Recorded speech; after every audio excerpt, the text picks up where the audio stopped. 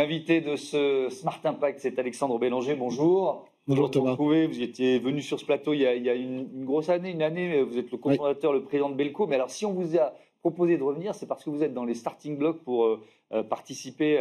C'est le 26 octobre, le départ à la Transat Café l'Or, à bord d'un bateau qui s'appelle l'Équipage pour le climat, CEC Belco. On va raconter tout ça, évidemment. Mais d'abord, il faut rappeler, présenter Belco, créé en 2007. Est-ce que les enjeux environnementaux, vous travaillez dans le café, le cacao, vous importez du café et du cacao, est-ce que c'était déjà au cœur de votre stratégie quand vous avez créé l'entreprise, quand l'entreprise a été créée? C'est une bonne question et la réponse est non. Ouais. C'est une prise de conscience. Belco est une des entreprises, j'espère qu'il y en aura de nombreuses autres dans les années qui vont venir, qui a opéré en fait une transformation face à un constat. Donc on a fait un constat en 2000.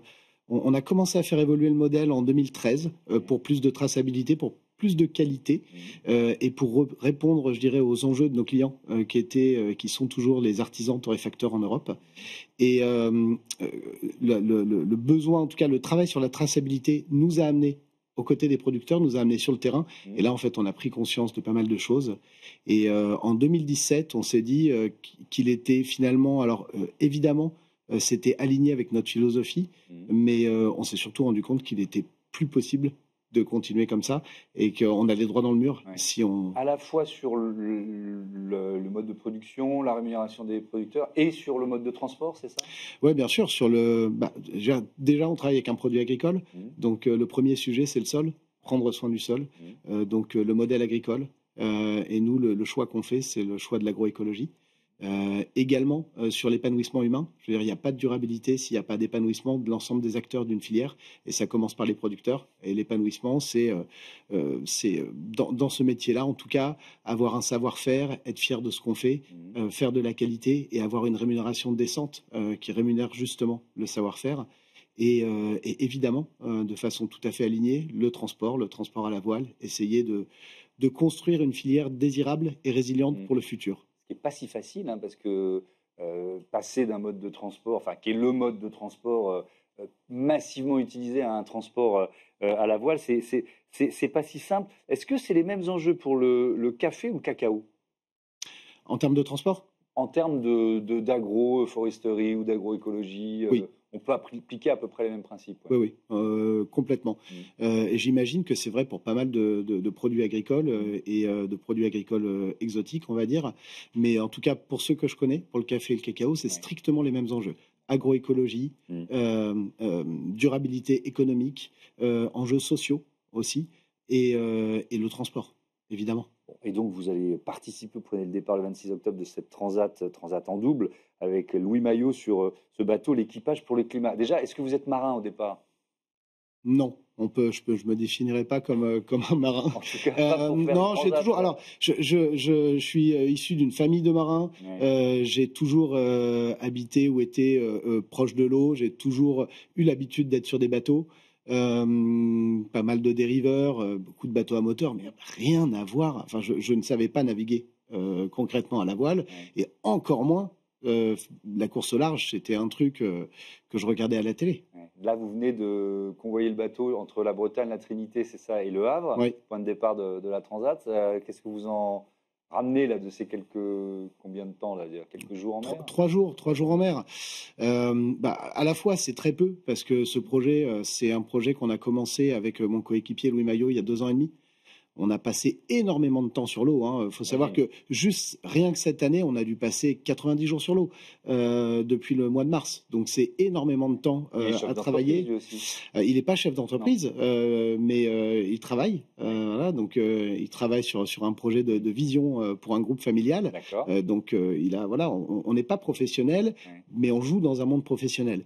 Et qu'est-ce que je ramène de ces 3 jours? C'était à la fois peu rapide, mais on est prêt, en fait, le bateau est prêt, on vit super bien à bord, on est tellement fiers, tellement heureux d'avoir abouti ces 2 ans. Enfin, je dirais que, évidemment, tout va commencer le 26 octobre, mais on a déjà abouti à un chemin incroyable, et là, ça y est, le bateau, il est au Havre. Donc la prochaine étape, c'est de hisser la voile pour le départ de la course. Et qu'est-ce qu'on va voir sur cette voile? L'équipage pour le climat, la CEC, la Convention des entreprises pour le climat, le message, parce que évidemment, c'est une compétition, on participe à la compétition, mais il y a un message à faire passer aussi. Oui. Ouais, qu'est-ce qu'on va voir? C'est clairement c'est l'équipage pour le climat, c'est la mise en avant de la mission de la Convention des entreprises pour le climat, qui est finalement d'accompagner les entreprises dans la transformation de leur modèle d'affaires. Ce que vous avez fait. Oui, c'est exactement ça le sujet. C'est de prendre Belco comme symbole, de faire la route du café, parce que c'est la route du café en fait, la Transat Café L'Or, mais c'est la route du café à la voile, pour faire la promotion du transport à la voile de café et prendre le transport à la voile du café comme symbole pour mettre en valeur la mission de la Convention des entreprises pour le climat, cette mission qui permet aux entreprises de se transformer.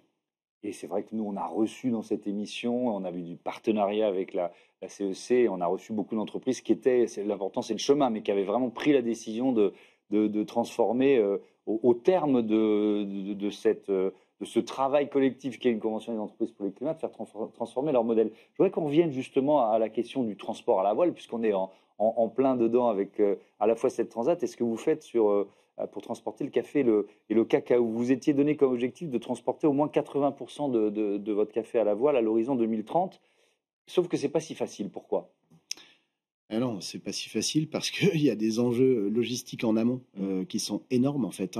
On sort du container pour rentrer dans une logique de vrac, parce que les voiliers, aujourd'hui, dans les voiliers cargo, en tout cas dans ceux qu'on utilise, on ne met pas de container pour plein de raisons, parce qu'en fait, en termes de capacité, de forme, le voilier est beaucoup plus adapté au vrac.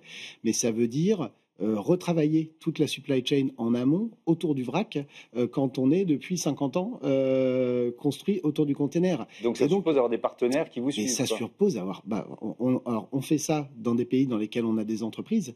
Donc on a des équipes salariées de Belco qui sont dans ces pays-là et qui construisent les chaînes logistiques en amont.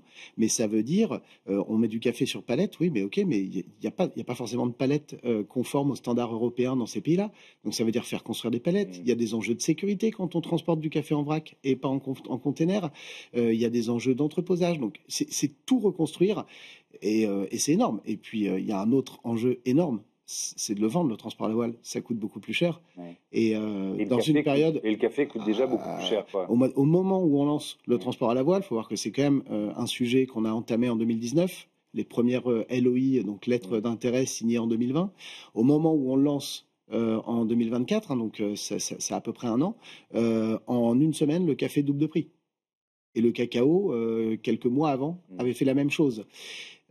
Et donc, on a beau avoir des clients super engagés qui comprennent cet alignement, c'est pas évident, en fait, d'accepter un prix de transport qui est 3, 4, 5 fois plus cher au moment où le prix du produit qu'on travaille double. Donc, il y a des enjeux et aujourd'hui, clairement, les bateaux sont pas remplis.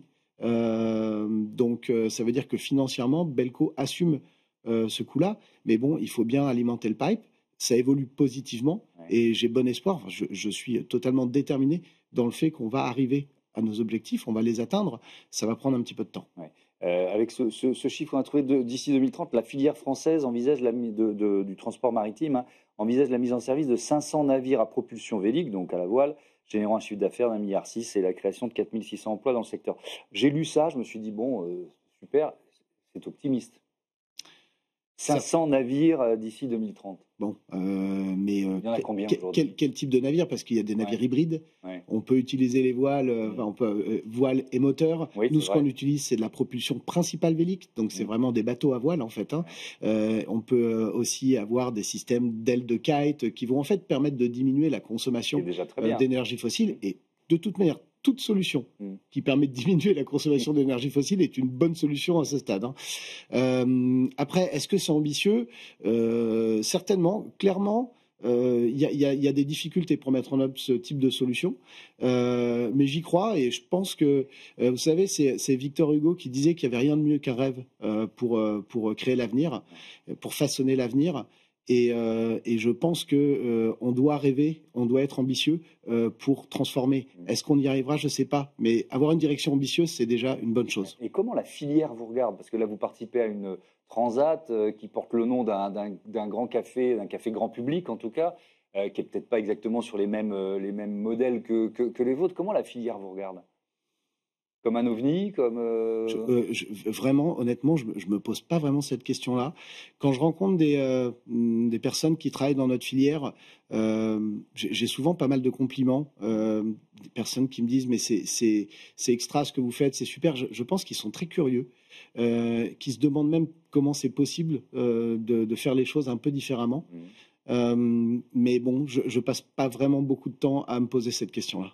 Et vous avez le temps, 90 jours en mer, à rester le patron investi de Belco, parce que c'est voilà, c'est beaucoup de temps pour préparer une transat. Oui, c'est beaucoup de temps, mais ce qu'il faut comprendre, c'est que l'origine de ce projet, avant même de faire la promotion du transport à la voile, c'était de trouver, de me mettre sous contrainte pour faire évoluer l'organisation de Belco.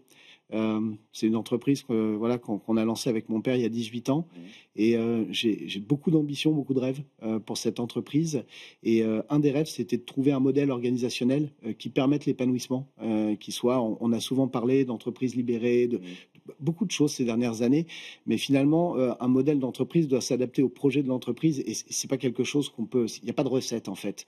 Et j'ai eu un besoin à un moment donné de m'extraire de l'entreprise pour permettre à tous les talents que j'avais regroupés de pouvoir s'exprimer, parce qu'à un moment, j'étais presque le point bloquant, moi, en tant que dirigeant de cette entreprise, et c'était important que je prenne un peu de hauteur pour mieux réfléchir à l'organisation que je voulais mettre en place, parce que c'est avant tout une organisation, une entreprise, et aussi m'extraire un peu du quotidien pour laisser tout un tas de personnes extrêmement talentueuses autour de moi s'exprimer et diriger cette entreprise, ou en tout cas décider de la direction qu'allait prendre cette entreprise.